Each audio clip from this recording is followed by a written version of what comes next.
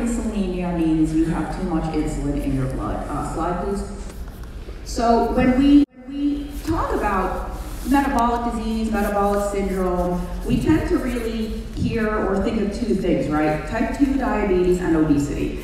And they go hand in hand so often that they even have the phrase now, diabesity, right? You've probably heard diabesity. But we know for certain that not everybody who is overweight has type 2 diabetes, and there's plenty of thin people who are not overweight that do have type 2 diabetes. So they don't always go hand in hand, but they travel together enough that we have this word diabesity. But here we are. It might be hard to see, but we have our happy little cruise ship coming through these two huge, scary icebergs of type 2 and obesity. But there's plenty of room. We're coming through, no problem. Safe sailing, smooth seas ahead. Slide. Now, what's up with all this? We just came through. It was just clear sailing, and now we got to navigate all this junk. This is really scary. What if I told you that every single illness listed on this slide is either caused by or made worse by chronically high insulin? So we are not just talking about type 2 diabetes and obesity anymore. We're talking about hypertension and cardiovascular disease and gout and PCOS and enlarged prostate gland. We're talking about erectile dysfunction. We're talking about Alzheimer's disease, Parkinson's disease, possibly cancer. I'll talk about that a little bit later. But all of these can be tied in some way to chronically high insulin. Next slide. So I think, is there a way, there's animations in my slides, are we not able to have those animations? I don't know. That's okay. So, all right, stuff is just gonna look a little different than it normally looks. Why would all that stuff be tied to insulin? Insulin's a blood sugar hormone, right? That's what it does, it lowers blood sugar. What does it have to do with blood pressure? What does it have to do with erectile dysfunction? What does it have to do with brain function? This is a blood sugar hormone. Now, can somebody name me some other hormones? What are other hormones? Testosterone, estrogen, cortisol. I like to use estrogen as an example, because why is it that, estrogen is a menstrual cycle hormone, right? It's a female reproductive type hormone. So why is it that after menopause, when estrogen kind of tanks, why is it that a woman's risk for cardiovascular disease skyrockets, osteoporosis risk skyrockets, all this stuff happens? Estrogen is a menstrual cycle hormone. What? Because estrogen has many, many different functions. It doesn't just regulate the menstrual cycle. I don't know of any hormone that only has one job. Most hormones have a zillion jobs in all different kinds of tissues in the body. Insulin is no different. Insulin does lower blood sugar, but it has effects in almost every single gland, organ, and tissue you can think of. There's almost nothing that is not influenced by insulin in some way. Slide please. So it's kind of hard to see here, it's a little bit small, but we have papers where they call hyperinsulinemia a unifying theory of chronic disease, and hyperinsulinemic diseases of civilization, more than just Syndrome X. Syndrome X is the old name for what we now call metabolic syndrome. They didn't know what was causing it. It was this X factor that tied all these weird symptoms together, so they called it Syndrome X. When they found out that the X factor was chronically high insulin, some doctors, some researchers started calling it insulin-resistant syndrome. We call it metabolic syndrome today. I wish we still called it insulin-resistant syndrome.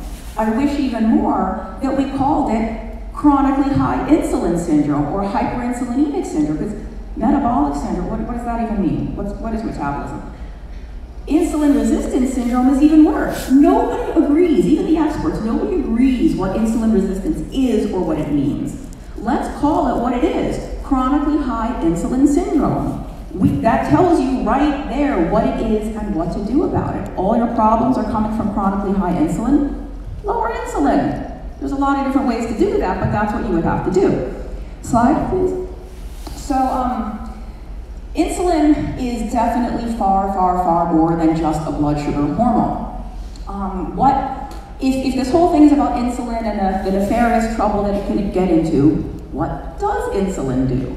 Well, I'm going to steal something from a lady named Diane Sanfilippo. Some of you may have heard of her. She's very well known in the paleo world. She said insulin is like your mom. Insulin likes to tidy things up. When there's junk all over your room, your mom's like, put it, I don't care where you put it, just get it off the floor. Put it in the drawer, put it under the bed, put it in the closet, just get it out of sight. Your mom doesn't like stuff cluttering the room. Insulin does not like stuff cluttering the bloodstream. Insulin likes to take stuff out of the bloodstream and put it away somewhere else. The first thing it does is it takes glucose out of your blood and puts it where? In your liver, in your muscles, wherever it can find room for it. So insulin does lower blood sugar, of course it does.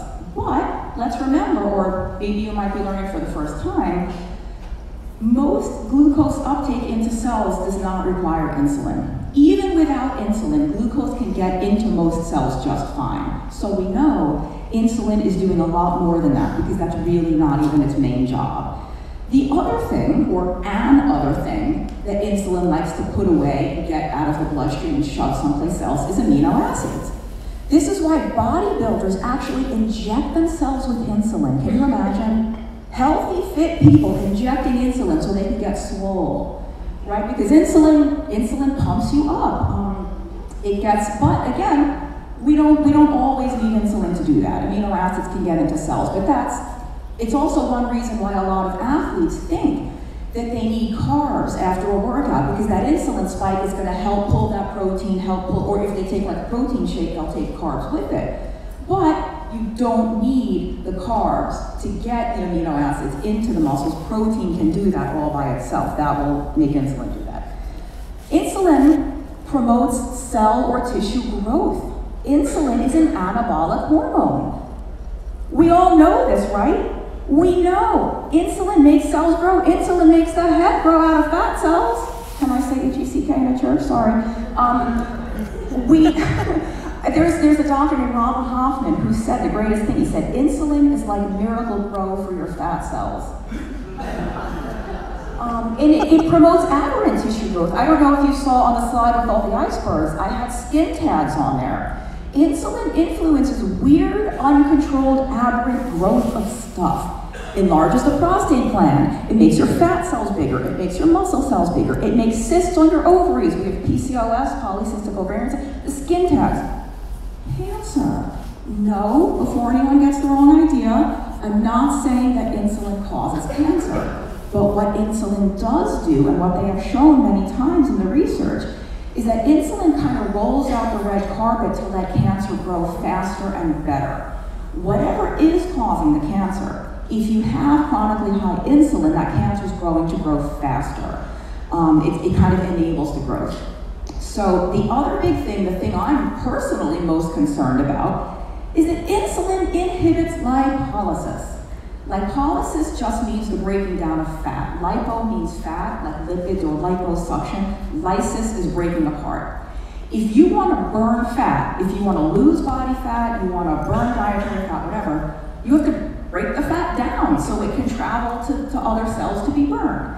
Insulin directly inhibits this process. If you did not know that, it's a shame we don't have the animations because it was kind of cute, but oh well. If that's a shock to you, this is why it was so hard for so many of us to lose weight when we were eating all those whole grains and all those fat-free muffins and all that high-carb, low-fat stuff that they told us to eat. Because one person can eat a muffin and their insulin does this. I can eat a muffin and maybe my insulin does that. And maybe it stays like that for 4 hours. So insulin is directly antagonistic to us burning fat. Next slide, please. So insulin, think of insulin like a security guard that stands outside your fat cells. When insulin is blocking that fat from coming out, blocking the lipolysis, you ain't gonna lose fat. No way, no how, can't do it. So, next slide, please. Next slide, not cell. I am the world's worst artist. If any of you read my blog or know of my work, I'm really a writer. There's a reason I'm not a designer. So this is not to scale. This is not a true, this is just for illustrative purposes here. Just know, this is a diagram of somebody eating 3 meals a day. On the top in the red, that's when your insulin is elevated and the fat storage is happening and fat burning is not happening.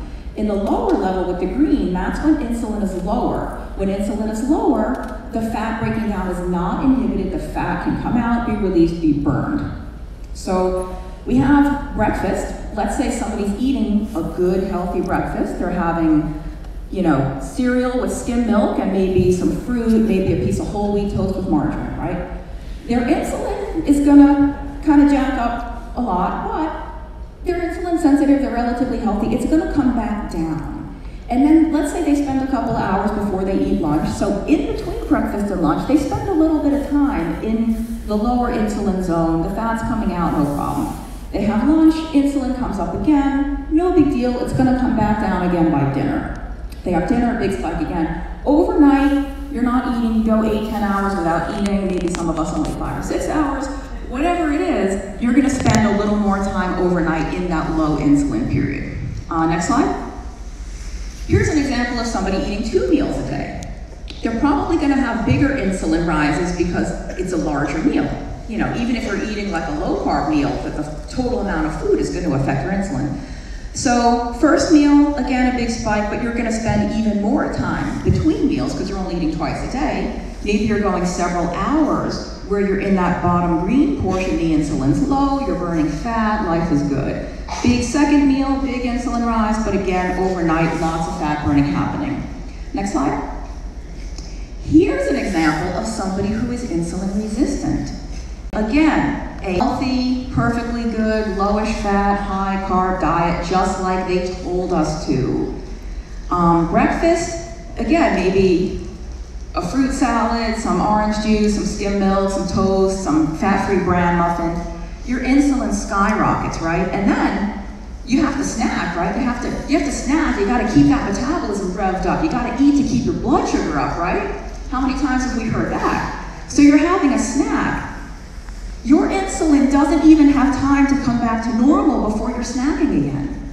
So it doesn't even come down, and we're raising it again. Maybe if you're lucky, you spend a teeny tiny bit of time before lunch in the fat burning zone, that tiny section of green. Then we're having lunch. Maybe we're having whole wheat bread with turkey and a side of like baked chips, not fried, because they're like lower in fat, you know. Maybe you're having a smoothie, you know, something fat-free, full of fruit, it's really good for you. So you're jacking up the insulin again, then you've got to have your 3 or 4 o'clock snack. So again, insulin's not even coming back to normal before we're raising it again, same thing with dinner.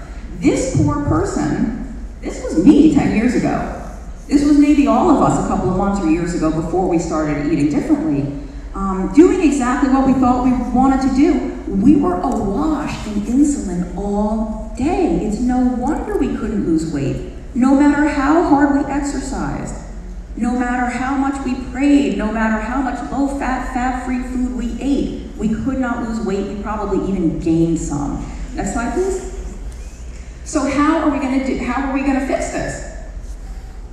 We have to get rid of insulin, right? If insulin is blocking this fat burning, by God, we've got to get them out of there. Next slide. All right, here's an example of somebody doing a keto diet or a low-carb diet.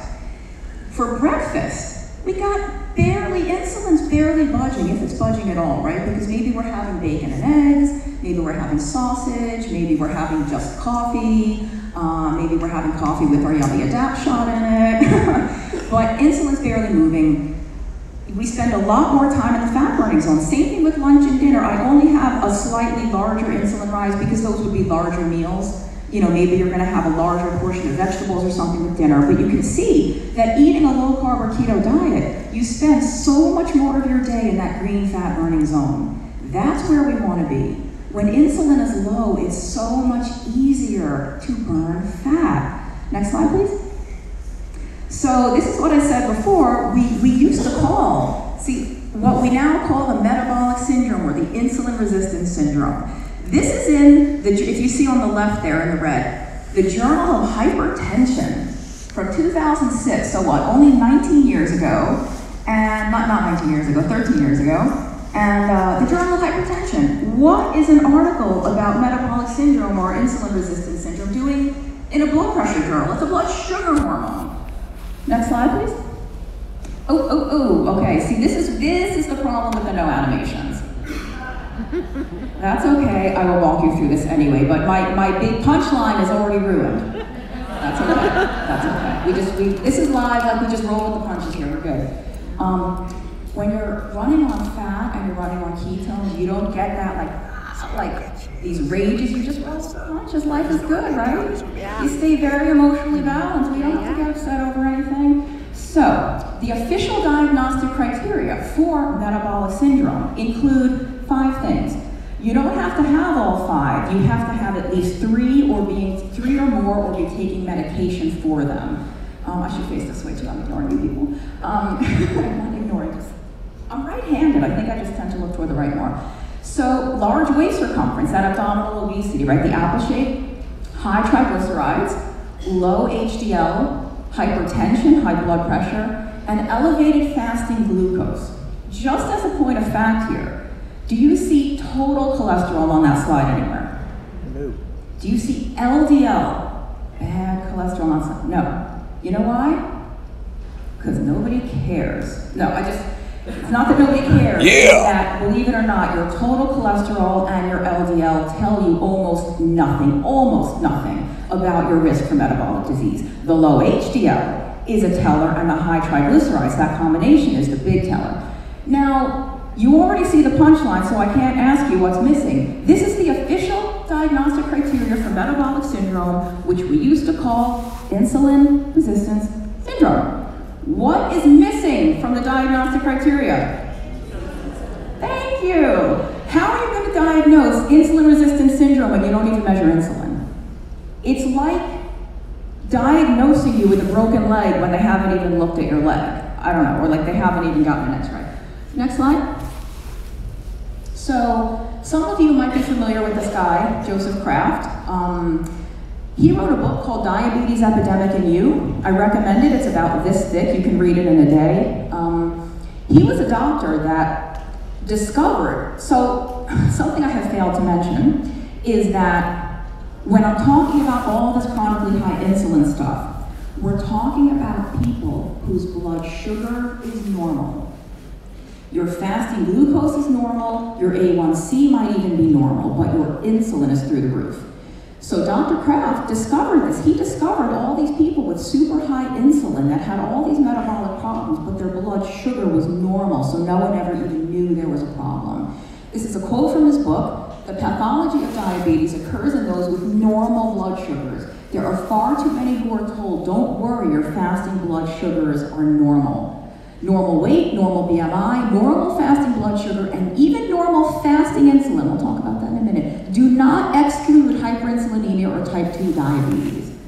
Dr. Kraft thought they were the same thing. To him, hyperinsulinemia was type 2 diabetes. The blood sugar had nothing to do with it, it was the insulin. He coined the phrase diabetes in situ or occult diabetes.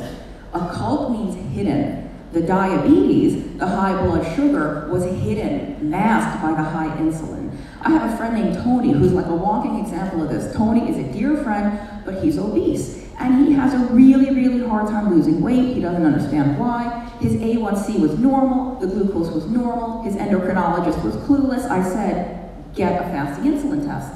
His fasting insulin was 32. If any of you know what the range is, that's really, really high. That was the big smoking gun. Why did the nutritionist have to tell him? The endocrinologist was like, I don't know. Anyway, Dr. Kraft, you might know the 3 gentlemen down there on the bottom right. That's Dr. Kraft on the left, Dr. Jeff Gerber. He goes by Denver's Diet Doctor. We have a big low-carb event in Denver next month. They just opened up new tickets, so check that out. Google low-carb Denver. And Ivor Cummins, who is very well known online with keto and low carb. So, Dr. Kraft pioneered something called what is now called the Kraft test. You guys know what the oral glucose tolerance test is? Where they make you drink this glucose and then they check your blood sugar at a couple of intervals. Dr. Kraft's Kraft test is an oral glucose tolerance test, but instead of only checking your blood glucose, they check the insulin at all those points too. And the standard glucose tolerance test is only 2 hours. Kraft extended it out to 5 hours. And by making those 2 seemingly small changes, he uncovered this massive, massive problem of people whose blood sugar throughout the whole test was totally normal, but their insulin was super high. So we're going to take a look at some of those. I think it's going to be ruined because we don't have the animations, but next slide, please. So yeah, can't even see the numbers. Is there any way to fix this? Like, why aren't those animations working? I don't know. Oh well. So there's something called HOMA-IR. Some of you might know what this is already, but it stands for Homeostatic Model Assessment of Insulin Resistance. Homeostasis means like keeping your body on an even keel. So what HOMA-IR does, the beauty of the HOMA-IR, is that it tells us the relationship between fasting glucose and insulin. The fasting glucose is really misleading, right? Because we have all these people with normal glucose that have high insulin. So HOMA-IR looks at both. HOMA-IR tells us how hard is the body working to keep us at homeostasis. How hard does our pancreas have to work? How much insulin does it have to pump out to keep the glucose normal? So you can't see the numbers now, I'll try to remember what they were. In person A, we have a fasting glucose of 96. In person B, we had a fasting glucose that I think I had 82 or 80 something on the slide. Now, 96 is not that high. You know, like if you have diabetes, you would love to have a fasting glucose of 96. In the keto world, there's a lot of like fear around a slightly elevated glucose. There's a lot of reasons why fasting glucose can be in the 90s or the low 100s, and it's really not a big deal. But that being said, if the only information we had about these two people, the only thing we knew was the fasting glucose, and we had one at 96 and one at 82, if you had to choose to be one of these people, you would probably want the 82. You'd want to have the lower blood glucose. But when we measured insulin, person A has a fasting insulin of 4 micro international units, whatever they use. Person B's insulin is like 16. Person B's pancreas has to pump out 4 times the insulin to keep the glucose at a normal level. Well, person A, their pancreas is like, oh, we're good, we don't really need that much insulin because we're healthy and we're insulin sensitive. So person A has a much lower HOMA-IR. Person B has a HOMA-IR, you can sort of see it, 3.64. If you look at the numbers there, they are massively insulin resistant. That is a very sick person. They might be thin on the outside, they might feel okay, but they have a lot of crazy stuff going on the inside.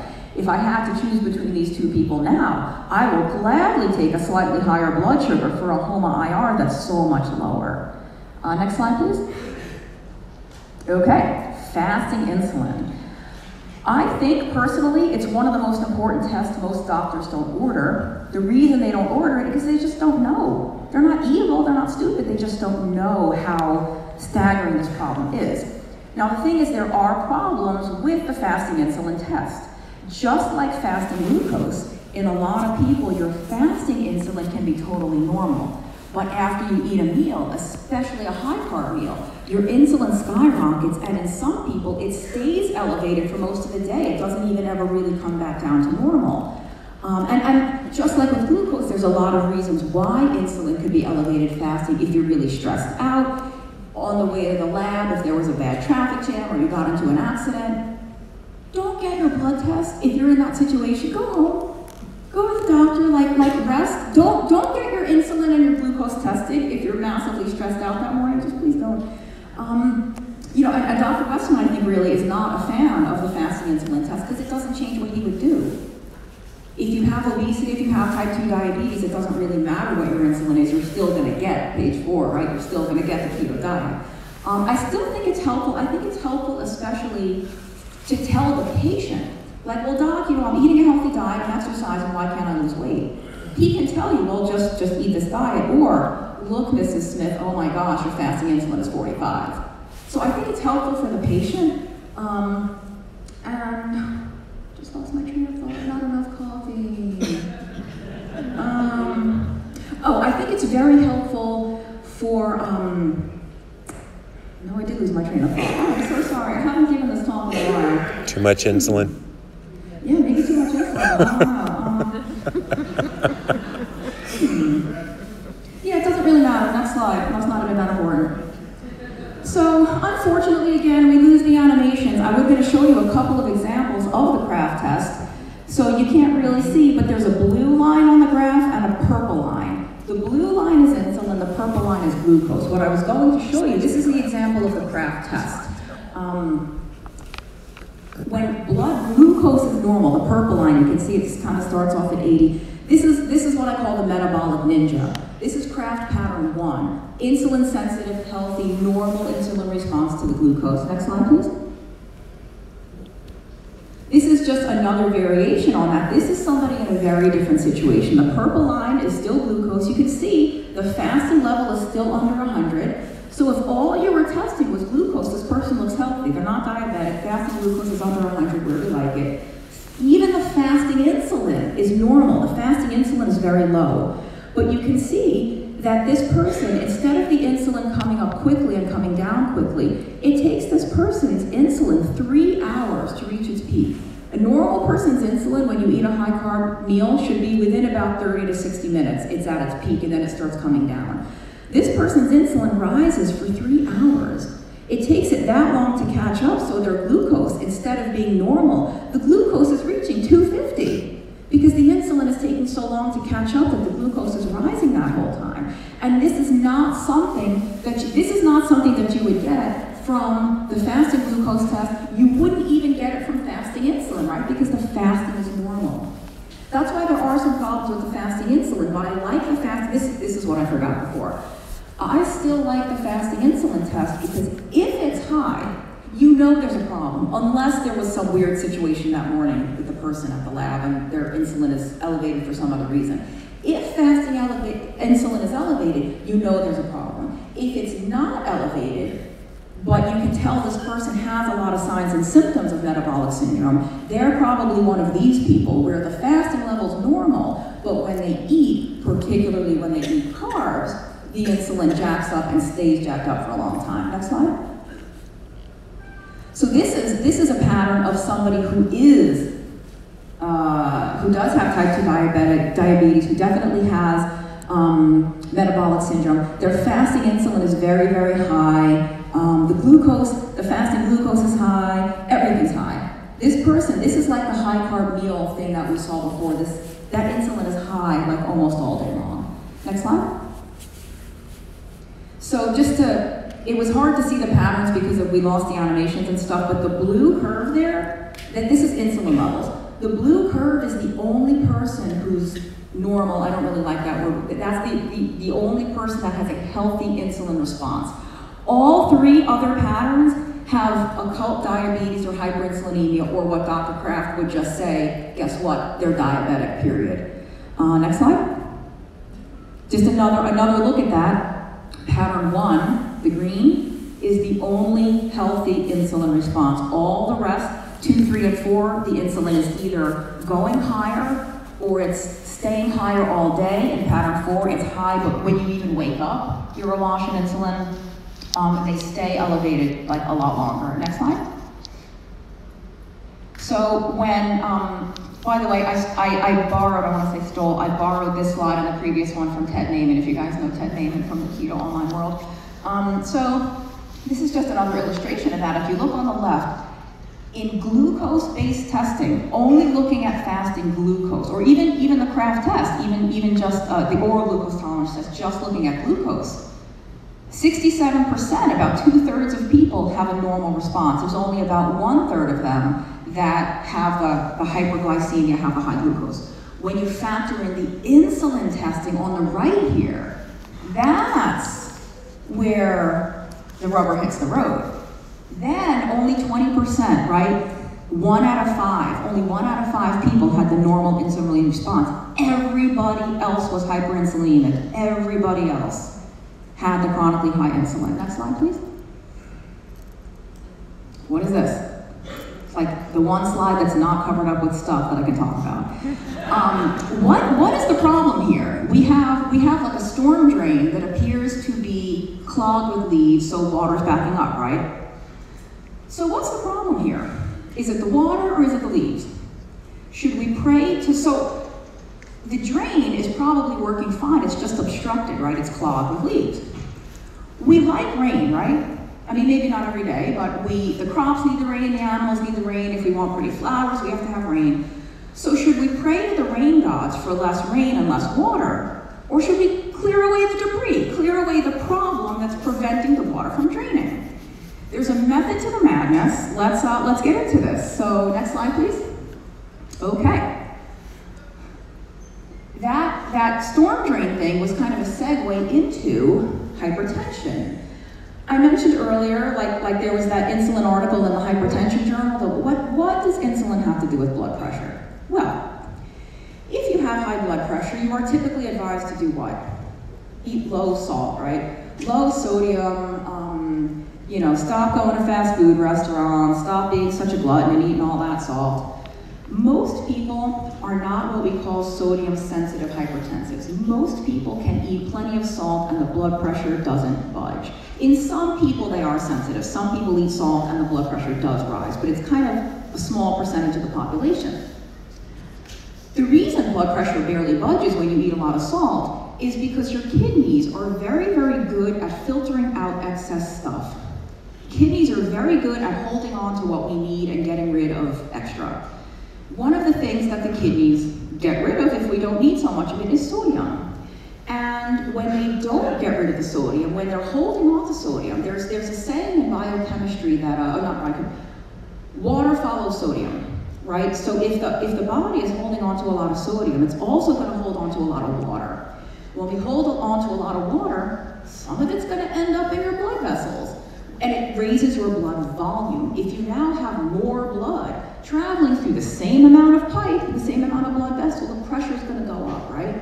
So this is why we have high blood pressure. But in a healthy person with healthy functioning kidneys, the kidneys excrete the sodium. So what's the problem? What is clogging the drain of the kidneys? What is preventing kidneys from releasing sodium and releasing water and keeping our blood pressure normal?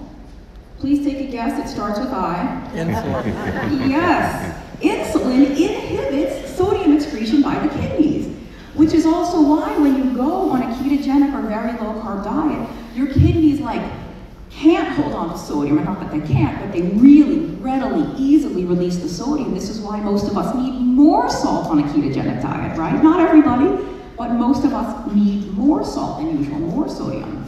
And so, just like with the rain, we don't want to pray to the rain gods to get rid of the rain. Rain is an essential thing, we need the water. Sodium is an essential nutrient, you can't live without it. It doesn't mean you have to get it at Bojangles and Chick-fil-A, but you still need sodium. Something else that insulin does that raises blood pressure, have you heard of the sympathetic nervous system? That's like that fight or flight, you know. You can almost feel yourself tensing up. Insulin sort of induces, upregulates that sympathetic response. Part of that sympathetic nervous response is a tightening of your blood vessels, constricting of the blood vessels, right? So you can literally fight or flee, but you don't want that happening. So like you could have your sympathetic nervous system on overdrive when you're in a traffic jam or when you're sitting in your cube and you just had a fight with your obnoxious boss. So you want that response when you're out on the savannah 1,000 years ago running from some predator. You don't want it when you're sitting behind the wheel of your car stewing in anger. And I've never experienced that personally. Next slide, please. So the other example I would like to give about something really totally unrelated to blood sugar that insulin does is gout. So just like hypertension, we're told to avoid sodium. What are we supposed to avoid if we have gout? Meat. Red meat, shellfish, alcohol, all the good stuff. Like if you have gout, you're supposed to live on lettuce, like oh my gosh. No, we are advised to avoid red meat and alcohol, and especially shellfish and seafood. And this is because gout comes from the buildup of something called uric acid in the joints, these little uric acid crystals. And uric acid has a lot of different jobs, it comes from a lot of different things, but one of the big sources is the breakdown of something called purines. And purines are just a thing that are in proteins. And they're in all proteins, but they're especially concentrated in the red meat and the shellfish. And kind of similar, do we want to avoid protein? No. Protein, again, essential nutrient, probably the most essential nutrient. We know there's essential amino acids. So you don't really want to go on a low protein diet unless there's some medical necessity for it. What's the problem here again? Normal, healthy, functioning kidneys excrete uric acid just fine. Something is clogging the drain. Something is clogging these kidneys. Insulin. I didn't even have to tell you to guess. You already know. This is such a smart crowd.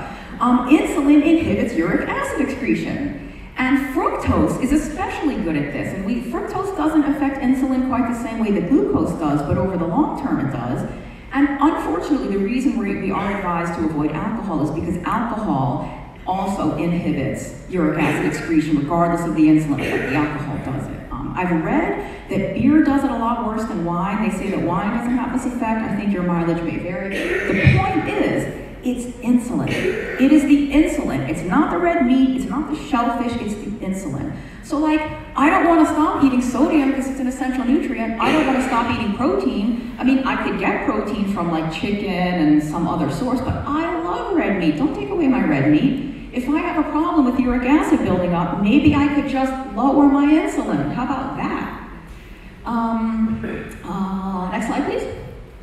So gout always is depicted as like a rich, it's like a rich person's disease, right? Like here we have this aristocratic type looking guy. He's got a meatball, he's got some red wine or some type of alcohol. And for some reason, I don't know why, but gout tends to affect the toes most, like the big toe is where you get the pain. You can get it in any joint, like uric acid crystals can build up anywhere, but the big toe is like famous in gout. These old depictions of it, they always showed it like a demon biting your feet or like a devil shooting fire right at your feet. The reason this was depicted as like a rich person's disease is because only rich people got gout. Now, rich people are the ones who could afford a nice big roast, a nice big piece of meat, right? But you know what? Back in the 1700s and 1800s, you know what else only rich people could afford? Sugar. Sugar! Yes, you guys are awesome. If you guys have read Gary Towles' The Case Against Sugar, he's got really, really good stuff about gout in that book. And I'm told that Good Calories, Bad Calories had a missing chapter on gout that you can find online. I mean, really fascinating stuff. Next slide. Okay. So what's the deal with gout? If high protein is so bad for gout, how come they've done studies with higher protein diets that improve gout? Now, higher protein, but lower carb. Is it the protein that's causing gout attacks, or is it the carbs? So here they did a study. It was a higher protein, lower carb diet, and just to be fair and be clear, it was lower in saturated fat too, and a little higher in the monounsaturated and poly. Next slide, please. So here's what happened on this study. It was 40, have you ever heard of the zone diet, 40, 30, 30? It was 40%, was it 40% carbs, 30 protein, 30 fat, or whatever it was. That's what they did. And on the left is the uric acid level. So you can see in just about everybody the uric acid comes down. On the right, it's the gout attacks per month. A lot of those people went to 0 attacks or less than 1 per month, which, on average, that's how they can have less than 1 per month. And they're eating 30% protein. That's pretty high compared to what most people are eating. And the thing is, this wasn't even all that low carb. It's 40% carbs. Imagine if this was a real low carb diet. But it just goes to show that even lower, because most people are eating what, like 60, 65% carbs. Increasing protein when you decrease carbs is great for gout. Next slide, please. So, now I think we have an animation, I don't know. Every single thing, there's a decrease second column from the right, it says decrease. Every single thing comes down. They lost about 7.7 kilograms in, I think it was 16 weeks. So that's about 16 or 17-ish pounds, maybe a little less in 16 weeks. Dr. Westwood would say that's a good rate of loss, about a pound a week. Uric acid comes down massively, triglycerides are cut more than in half. The only thing that went up on this diet was the only thing we would want to go up, the HDL. They ate more protein, they ate less carbs, and every single thing got better. Next slide, please. See, look, now I have animations. Too late now. Next slide, please. Okay, this is why Dr. Gerald Reaven in 1997, what is that, over 20 years ago, called the kidney an unwilling accomplice in Syndrome X, because insulin does a real number on the kidneys. If you're concerned about your kidney health, it ain't the protein, it's the insulin. Next slide. Again, in the American Journal of Kidney Disease, 22 years ago. I mean, sorry it took us 2 decades to catch up with you, Dr. Reedman. Next slide, please. Okay, how are we going to improve insulin sensitivity? I might be running out of time, so I might skip this, but keep going. Keep going. Okay, stop there. So, how do we improve insulin sensitivity? If all that we're insulin resistant, insulin is high, what do we do about that? The first thing is you could stop jacking up your insulin. You could eat a low-carb diet, you could fast. The thing is, again, I don't like the phrase insulin resistance. I don't even really like insulin sensitivity. I use those phrases because everybody does, and we kind of have a general understanding of what it means, but if you're on a ketogenic diet, it doesn't really matter if you're insulin sensitive or not, right? Because if you're not jacking up insulin all day, you don't have to be sensitive to it. That's, in my opinion, like, keep it low all the time and you don't really have to worry about whether you're sensitive to it or not. Take it out of the equation. Next. Exercise, I don't really want to talk about exercise much. Exercise is getting a bad rap in the keto world because it's not a good weight loss tool, and it's not.